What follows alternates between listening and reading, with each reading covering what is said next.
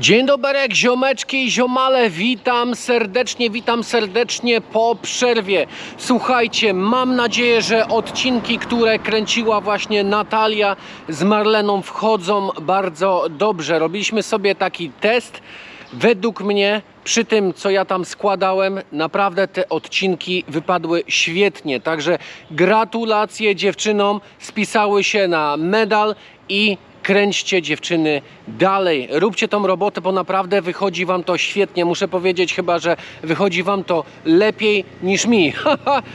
Ziomeczki, słuchajcie, dokąd się teraz wybieramy, bo czas nastał taki, żeby opuścić wyspę Pukłok i lecimy dalej. Czekamy właśnie na taksóweczkę. Ja już tutaj się wyczekautowałem z hotelu, zapłaciłem ostatnie tam pierdoły, jakiś rachunek i czekamy na taksówkę, która zawiezie nas do portu. Jedziemy do portu i stamtąd udajemy się do miejscowości Rahgia, jednej z miejscowości, do których pływają właśnie promy. Jedna to jest Hatien, a druga to jest Rahgia. Hatien leży bliżej granicy z Kambodżą i można się bardzo prosto do Kambodży, do prezesa tam Mahaja, gubernatora, przedostać.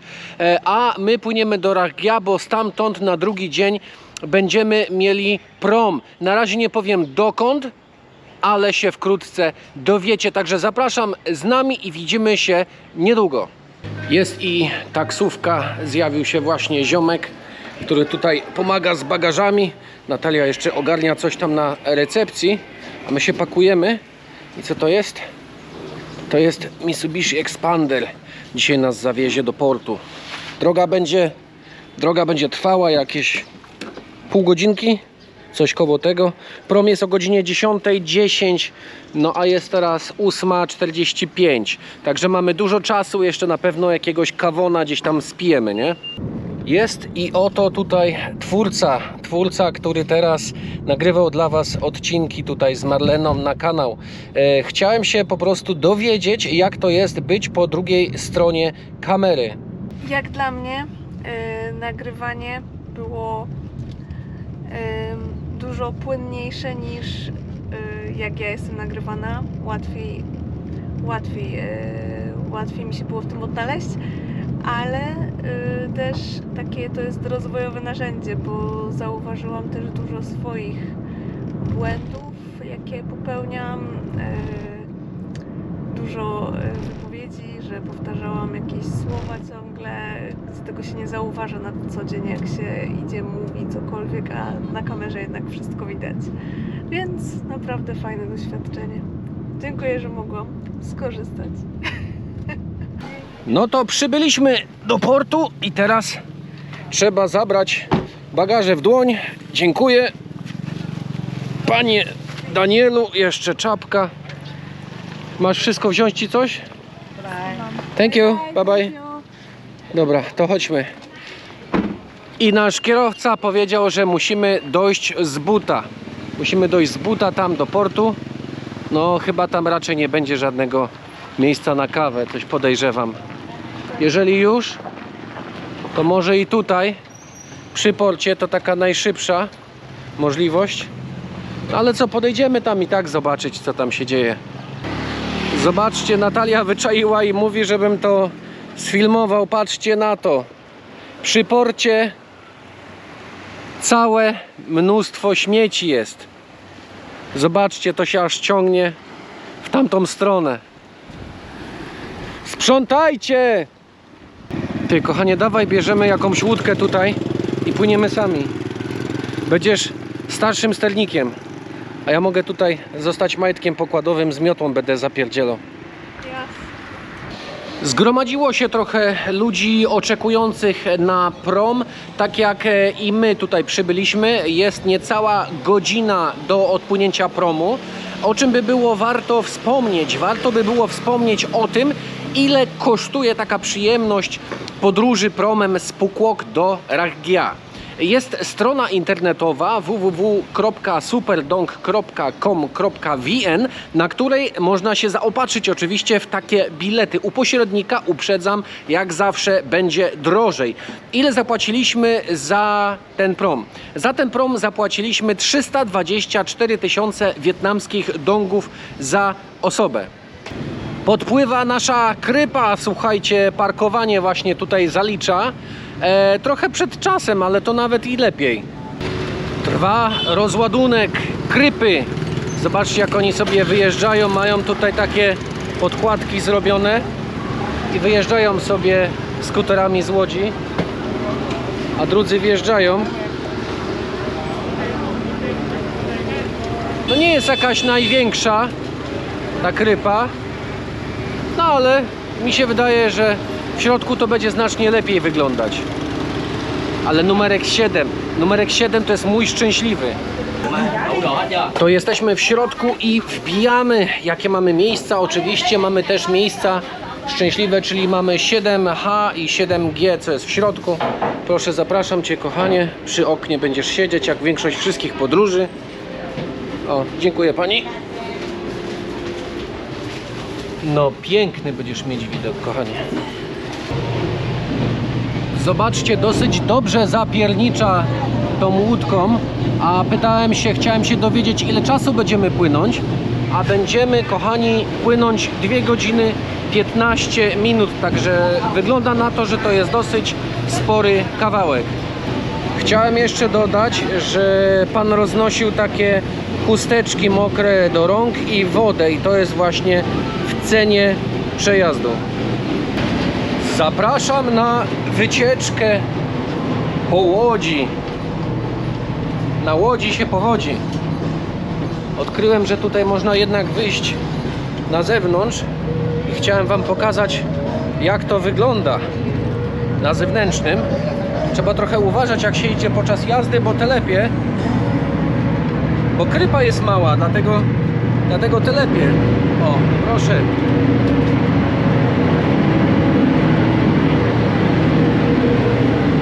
I przejdziemy sobie z tyłu.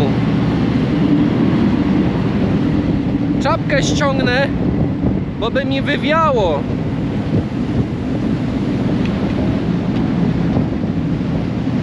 Zobaczcie, przyszła pani reżyser.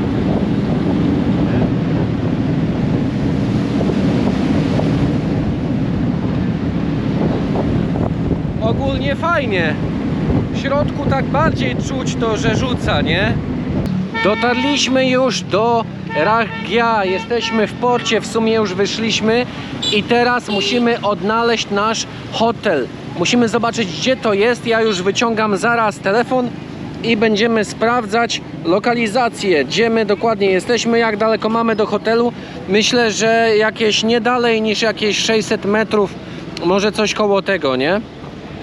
Na wstępie wydaje się trochę brudno w tym miasteczku ich, ale no patrząc nawet na to, jak ja w necie patrzyłem, no to tak to wyglądało, trochę takie zadupie z tego Ragia jest, ale to jest miejscowość taka przeskokowa, nie? Nie ma tutaj dobrych jakichś takich super hoteli. Zobaczymy, co nam się udało wybrać, co nam się udało ustrzelić. Mam nadzieję, że będzie w porządku. Z tego, co patrzyłem, powinno być ok. Też jakoś nie wiadomo, jak drogo nie było. Ile było za ten hotel? Nie pamiętam. Aha, no to powiem Wam cenę później tego hotelu w lewo. Powiem Wam później cenę tego hotelu i zobaczycie sobie, jak on wygląda, nie? A tu co? Sprzedaż jest czapek. Jedną już straciłem, nie? Co to za czapka jest? Przy okazji zobaczyć. Nie, to jest ta z tych tańszych, tego nie bierzemy. I kapcie jakieś sprzedają tutaj. Do tego japonki. No japonek to nie lubię. O, patrzcie, znowu kawałek targu. Haha. A tu sprzedają nożyczki, jakieś miski i więcej klapek, kapci, nie? Idziemy w dobrą stronę? Tak? Pod nogi trzeba patrzeć, bo znowu mi się gdzieś wypierdzielił. Jest tu jakieś życie. Knajpy, widzę, są. A tam znowu, pamiętacie to? Na Półkłok, co było na drodze, że namioty stawiają? Tam też jest taki jeden. Jakaś impreza jest na drodze. Co oni z tymi namiotami mają? No ale tak, no wiadomo, że każdy sobie po prostu objedzie taki namiot, no. Nikomu to tak naprawdę nie przeszkadza, bo ruchu tutaj praktycznie nie ma, nie widzę, żeby aż tutaj dużo motorów było czy samochodów jeździło. No a jesteśmy no w takiej okolicy. No jest Mazda, jakaś furka. Patrzcie, jakie mają w ogóle tablice rejestracyjne. I tu ma nawet mapę Wietnamu z boku.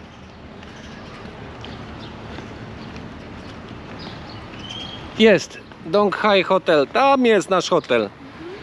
Jest i nasz hotel Dong Hai. I sprawdziliśmy cenę i ten hotel, proszę was, wychodzi 30 euro. 3 dyszki za nocleg w tym hotelu.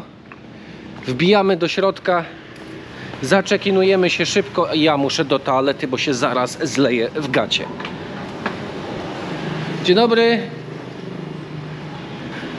Ciekawe wam powiem, bo ogólnie babie nie chciało zaakceptować płatności, przepraszam, moim telefonem.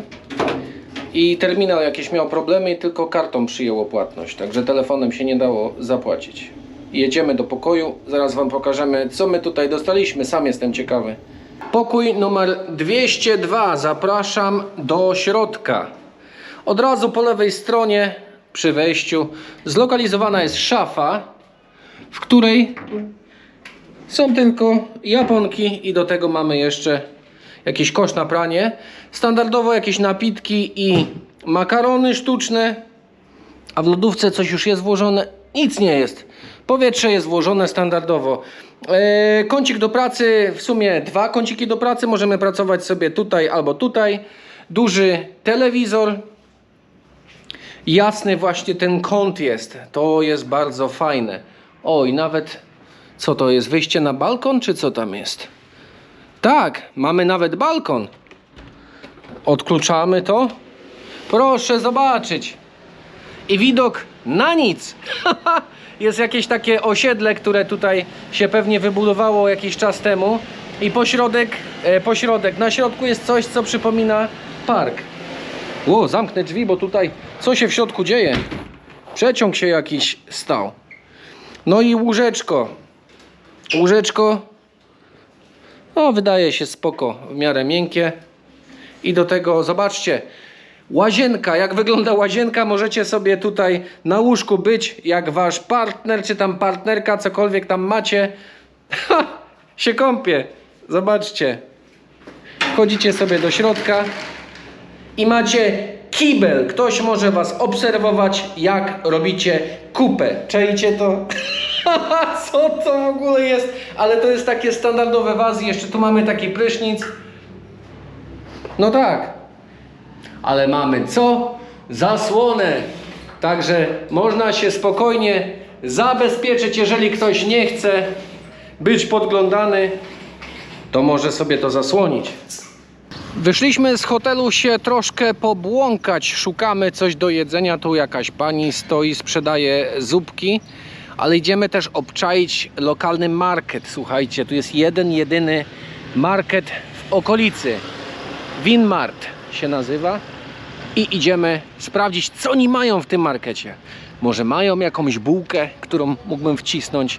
Ale wydaje mi się, że jak pójdziemy w tamtą stronę, to tam jakieś knajpando się znajdzie na pewno. Tak, bo tutaj to nie ma nic. To jest taka tylko okolica, żeby przeżyć, jak się czeka na prom. Taki jeden dzień, nie? Przeżyć i spadać dalej. Zobaczcie, jak ta okolica w ogóle wygląda.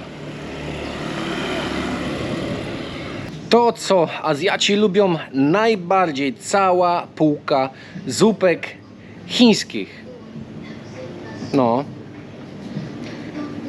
A tu sosiwa i przyprawy. Ale chciałem wam jedną rzecz pokazać, mianowicie właśnie to. Z czego takie baby na wózkach często robią bulion. Właśnie z tego. Z knora sypią to. No ale musi być tanio, nie?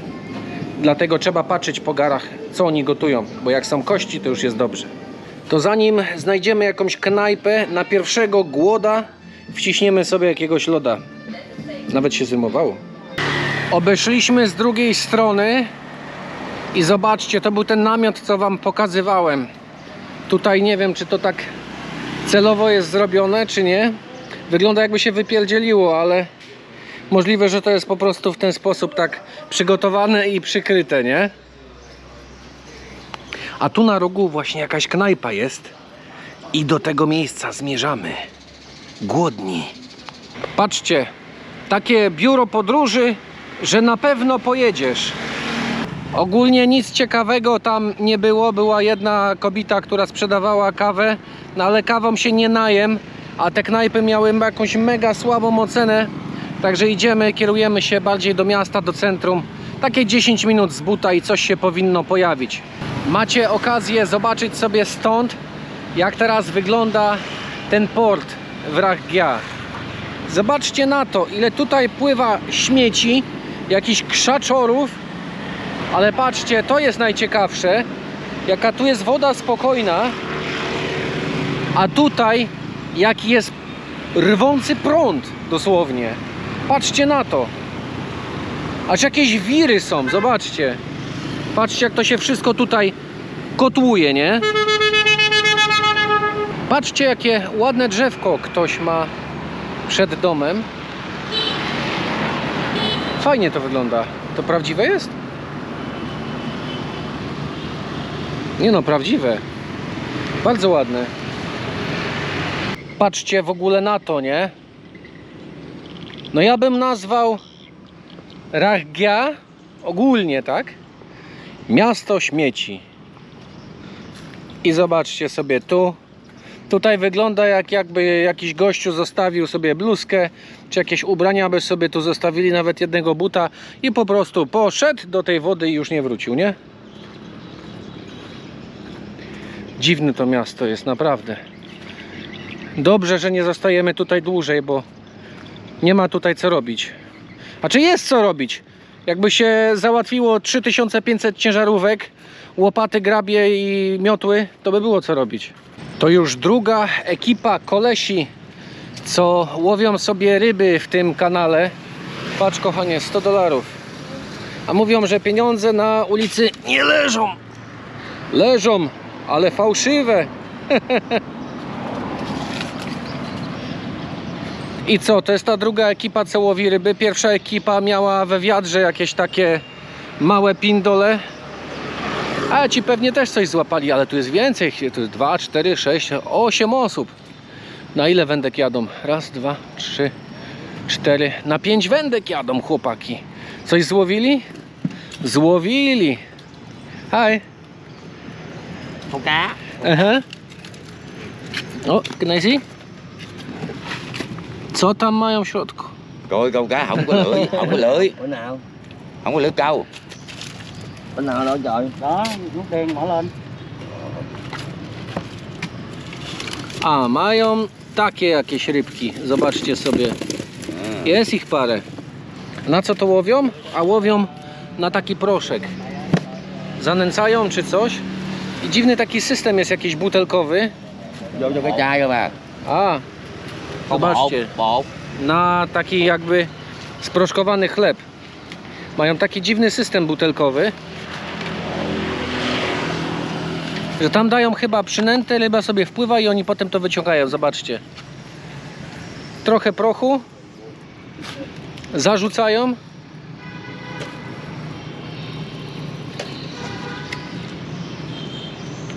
I co chwilę wyciągają ryby. I mamy następną. Zobaczcie. Pełno takich malutkich.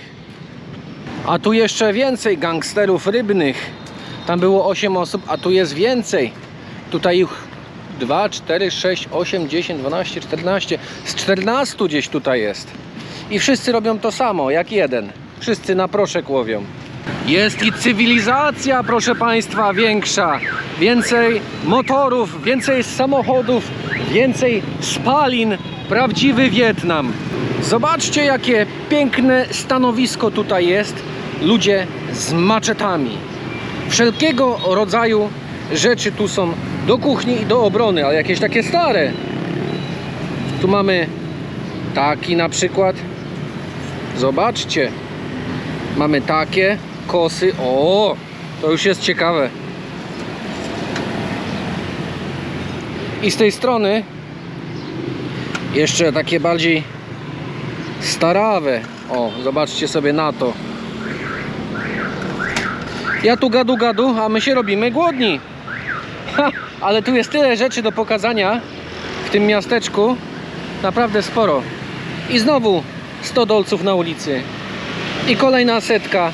Już $300. Weszliśmy do lokalnej piekarni, w której tak trochę ciężko się porozumieć. I dogadaliśmy się tyle, że spróbujemy sobie jednego takiego rogalika. Mówią, że niby dobre. Ogólnie bułeczka bardzo dobra. Muszę przyznać, jest taka lekko słonawa, ale tylko lekko. I kosztowała 12 000 dongów, czyli $0,5. Jesteśmy pojedzeni i teraz kierujemy się jeszcze po rogale. Naprawdę zasmakowały i stwierdziłem, że musimy mieć te rogale do kawy na później, żeby fajnie się przy laptopie pracowało, żeby fajnie się z tym komponowało to wszystko, nie? Także ciśniemy po rogale do hotelu. Ja składam właśnie ten odcinek, a jutro rano lecimy dalej. Zobaczycie dokąd. Ziomeczki, po drodze do domu wpadłem do takiego miejsca. Zobaczcie, jest to zakład, w którym naprawiają różnego rodzaju elektronikę. I siedzi sobie pani i rozkręca tutaj silnik do wiatraka. Zobaczcie, jaki ma kącik. No wszystko tu ma. I co? Pani się pewnie nie kształciła pod tym kątem w żadnej szkole, tylko rozebrała 3 silniki, złożyła i powiedziała: dobra, robię to, nie? A tutaj pan naprawia telewizory, zobaczcie. Podłącza, to już jest fachowiec. Ale patrzcie, ile tutaj jeszcze różnego rodzaju rzeczy leży. Jest jeden działający wiatrak. Ważne, że oni coś robią, ważne, że pracują, ważne, że w jakiś sposób, w jakikolwiek sposób zarabiają. No to ziomeczki, jesteśmy już z powrotem w hotelu. Dziękuję za odcinek, dziękuję za oglądanie i zapraszam na dalszą część przygody, bo jutro wypływamy dalej w nowe miejsce, w nową przygodę. Na razie, do zobaczenia, ciao!